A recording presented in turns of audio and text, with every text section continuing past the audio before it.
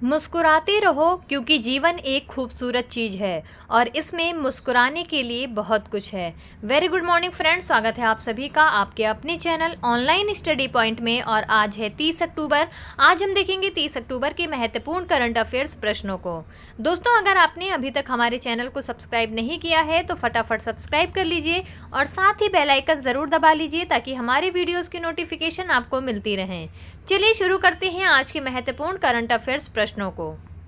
आज का पहला सवाल है, हाल ही में किसे मलेशिया में नया राजा चुना गया है?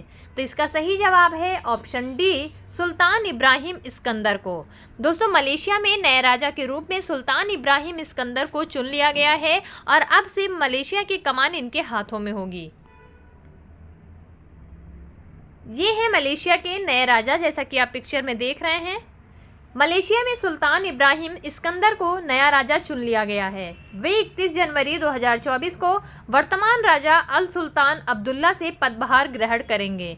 सुल्तान इब्राहिम को 17वां राजा के रूप में चुना गया है और मलेशिया में राजा का पद काफ़ी हद तक औपचारिक है, लेकिन वे प्रधानमंत्री जैसी प्रमुख नियुक्तियों की देखरेख करते हैं।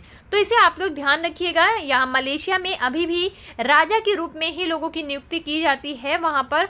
और जो वर्तमान में कौन है राजा, तो ये अल सुल्तान है, जिनसे 31 जनवरी 2024 को इब्राहिम इस्कंदर पदभार ग्रहण करेंगे। तो इसे आप लोग ध्यान रखिएगा। बात करें मलेशिया की तो इसकी राजधानी है कुआलालंपुर और सुल्तान है यहाँ के इब्राहिम इस्कंदर, जैसा कि मैंने अभी बताया। प्रधानमंत्री हैं यहाँ के अनवर इब्राहिम और मुद्रा है यहाँ की रिंगित। 2023 में की गई कुछ अन्य प्रमुख नियुक्तियों को देख लेते हैं जो आपके एग्जाम के पॉइंट ऑफ व्यू से बहुत ही ज़्यादा महत्वपूर्ण है। संघ लोक सेवा आयोग के अध्यक्ष कौन हैं? डॉक्टर मनोज सोनी। कर्मचारी चयन आयोग के अध्यक्ष कौन हैं? एस किशोर। रेलवे बोर्ड के अध्यक्ष एवं सीईओ कौन है? जया वर्मा सिन्हा। कंपनी कानून बोर्ड के अध्यक्ष कौन है? महेश मित्तल कुमार। दोस्तों, इनका हम बार बार रिवीजन करवाते हैं ताकि आपको ये चीज़ें याद रहें, क्योंकि यहाँ से अक्सर प्रश्न पूछ लिए जाते हैं करंट अफेयर्स के रूप में। इसलिए आप ज़्यादा से ज़्यादा लोगों की जो भी अपॉइंटमेंट्स होती हैं उन्हें याद रखें।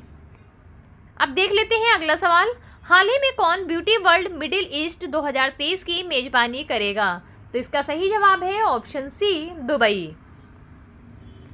दुबई 30 अक्टूबर से 1 नवंबर 2023 तक दुबई वर्ल्ड ट्रेड सेंटर में ब्यूटी वर्ल्ड मिडिल ईस्ट 2023 की मेजबानी करेगा, जो प्रमुख अंतर्राष्ट्रीय व्यापार शो है और जो सौंदर्य और कल्याण उद्योग के परिदृश्य को फिर से परिभाषित करता है। 15 हॉलों में फैले 57 देशों के 1750 प्रदर्शकों की एक प्रभावशाली सभा पिछले संस्करण की तुलना में आकार में आश्चर्यजनक 20% विस्तार का दावा करती है। तो इसे आप लोग ध्यान रखिएगा। ये ब्यूटी वर्ल्ड मिडिल ईस्ट 2023 का आयोजन कहाँ किया जा रहा है? दुबई में। हाल ही में कौन भारतीय संस्था अंतर्राष्ट्रीय प्रतिस्पर्धा नेटवर्क का सदस्य बन गया है? तो इसका सही जवाब है ऑप्शन ए, भारतीय प्रतिस्पर्धा आयोग यानी CCI। भारतीय प्रतिस्पर्धा आयोग अंतर्राष्ट्रीय प्रतिस्पर्धा नेटवर्क की प्रतिष्ठित 18 सदस्यीय संचालन समिति का सदस्य बन गया है। संचालन समिति अंतर्राष्ट्रीय प्रतिस्पर्धा नेटवर्क की सर्वोच्च संस्था है और इसके अंतर्गत 140 प्रतिस्पर्धा एजेंसियां शामिल हैं। यह पहली बार है कि CCI ICN के संचालन समूह का सदस्य बना है और इसकी सदस्यता कितने साल के लिए है? तो 2 साल के लिए दी गई है। तो इसे आप लोग ध्यान रखिएगा। ये इंटरनेशनल करंट अफेयर्स के रूप में भी बहुत ज़्यादा महत्व रखती है। बात करें अंतर्राष्ट्रीय प्रतिस्पर्धा नेटवर्क की तो इसकी स्थापना हुई थी 2001 में। यह एक अनौपचारिक आभासी नेटवर्क है जो विश्व स्तर पर प्रतिस्पर्धा कानून अधिकारियों के बीच सहयोग सुविधाजनक बनाता है।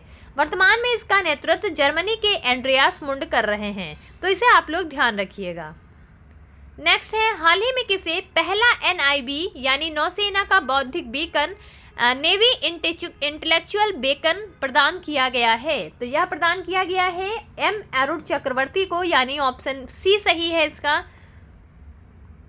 CNS एडमिरल R हरिकुमार ने अपने कक्ष में एक संक्षिप्त प्रस्तुति समारोह के दौरान कमांडर M अरुण चक्रवर्ती को पहला NIB प्रस्तुत किया है। कमांडर M अरुण चक्रवर्ती भारतीय नौसेना के सरदार KM पडिक्कर निबंध प्रतियोगिता के विजेता हैं। इस अवसर पर वी एडमिरल के स्वामीनाथन COP और कमांडर G रामबाबू कमोडोर नौसेना शिक्षा भी उपस्थित थे। तो इसे आप लोग ध्यान रखिएगा। अब देख लेते हैं 2023 में दिए गए कुछ अन्य प्रमुख पुरस्कारों को। सर्वश्रेष्ठ एक्शन फिल्म का पुरस्कार कांस वर्ल्ड फिल्म फेस्टिवल में किसने जीता है? द सर्वाइवर ने। नोबेल शांति पुरस्कार 2023 किसने जीता है? ईरान की नरगिस मोहम्मदी ने। साहित्य में नोबेल पुरस्कार 2023 किसने जीता है? जो नॉर्वेजियन लेखक जॉन फासे ने। जलवायु परिवर्तन के लिए स्पिनोजा पुरस्कार किसने जीता है? प्रोफेसर डॉक्टर ज्योता गुप्ता ने। तो इन प्रमुख पुरस्कारों को नाम को और इनके विजेता का नाम आप जरूर याद रखिएगा, यहाँ से जरूर प्रश्न पूछे जाते हैं। नेक्स्ट है, हाल ही में एशियाई पैरा खेल में भारत ने कुल कितने पदक जीत लिए हैं? इसका सही जवाब है ऑप्शन बी, 111 पदक। चौथे एशियाई पैरा गेम्स में भारतीय पैरा एथलीटों का जलवा जारी रहा है। पुरुषों की T47 400 मीटर स्पर्धा में दिलीप गावित द्वारा जीते गए 26वें स्वर्ण के साथ भारत ने प्रतिष्ठित 100 पदक का आंकड़ा पार कर लिया। भारत ने 29 स्वर्ण, 31 रजत और 51 कांस्य पदक के साथ अभियान समाप्त किया और टोटल 111 पदक जीते हैं। तो इसे आप लोग ध्यान रखिएगा, ये अक्सर पूछा जाता है जब भी एशियन गेम्स होते हैं या पैरा एशियन गेम्स होते हैं तो पूछा जाता है कि भारत ने कितने मेडल हासिल किए या पदक तालिका में कौन सा देश पहले स्थान पर है। तो इनको आप याद रखिएगा, भारत ने टोटल 111 पदक जीते हैं, जिनमें से 29 गोल्ड मेडल हैं, 31 सिल्वर मेडल हैं और 51 ब्रोंज मेडल हैं। अब देख लेते हैं 2023 में दिए गए कुछ अन्य प्रमुख खेल पुरस्कारों को। डूरंड कप 2023 किसने जीता है? मोहन बागान FC ने। संतोष ट्रॉफी 2023 किसने जीता है? कर्नाटक ने। हॉकी एशिया कप 2023 किसने जीता है? भारत ने। टाटा IPL 2023 किसने जीता है? चेन्नई सुपर किंग्स ने। तो इन प्रमुख खेल पुरस्कारों को आप लोग नोट डाउन कर लीजिए और इनका बार बार रिवीजन करते रहिए, ये बहुत ही ज़्यादा महत्वपूर्ण है। नेक्स्ट है, हाल ही में किसने warrior on wheels wheelchair to Padmashri पुस्तक का विमोचन किया है? तो इसका सही जवाब है ऑप्शन बी, मनोज सिन्हा ने। ये है मनोज सिन्हा, जैसा कि आप पिक्चर में देख रहे हैं। जम्मू और कश्मीर में उपराज्यपाल मनोज सिन्हा ने श्रीनगर के राजभवन में warrior on wheels wheelchair to Padmashri नामक पुस्तक का विमोचन किया है। यह पुस्तक भारतीय विकलांग कल्याण ट्रस्ट के अध्यक्ष पद्मश्री डॉक्टर कनुभाई टेलर की शानदार जीवन यात्रा प्रस्तुत करती है। उपराज्यपाल ने पद्मश्री डॉक्टर कनुभाई टेलर और दिव्यांगजनों के कल्याण के लिए उनके निस्वार्थ प्रयासों की सराहना भी की है। तो इसे आप लोग ध्यान रखिएगा। अगला सवाल है, भारतीय सेना की पहली वर्टिकल विंड टनल का निर्माण किस राज्य केंद्र शासित प्रदेश में किया गया है?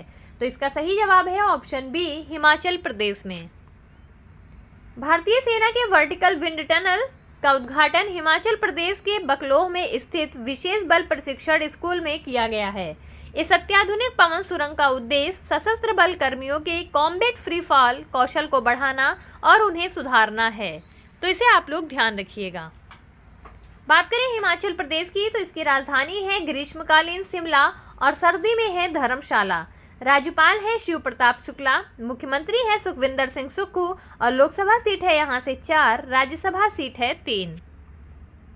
3 बेसिन समिट का मेजबान कौन सा देश है? तो इसका सही जवाब है ऑप्शन बी, कांगो गणराज्य।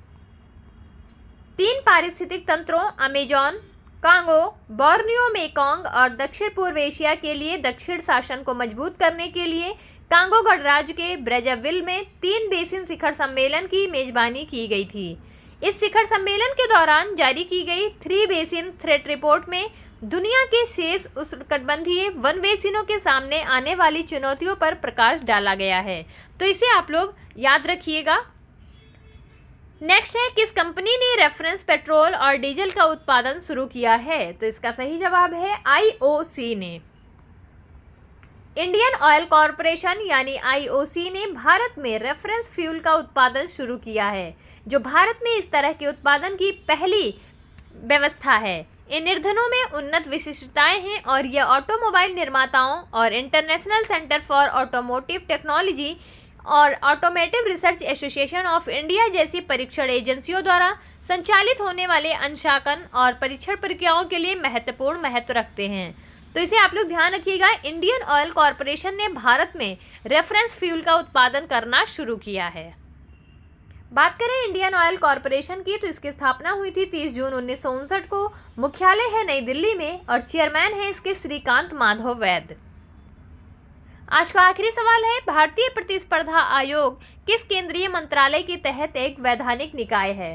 तो इसका सही जवाब है ऑप्शन सी, कॉरपोरेट कार्य मंत्रालय यानी मिनिस्ट्री ऑफ कॉरपोरेट अफेयर्स। भारतीय प्रतिस्पर्धा आयोग कॉरपोरेट मामलों के मंत्रालय के अंतर्गत एक वैधानिक निकाय है और प्रतिस्पर्धा अधिनियम 2002 को लागू करने के लिए जिम्मेदार है। हाल ही में भारतीय प्रतिस्पर्धा आयोग अंतर्राष्ट्रीय प्रतिस्पर्धा नेटवर्क की प्रतिष्ठित 18 सदस्यीय संचालन समिति में एक प्रतिष्ठित सदस्य के रूप में स्थापित हुआ है।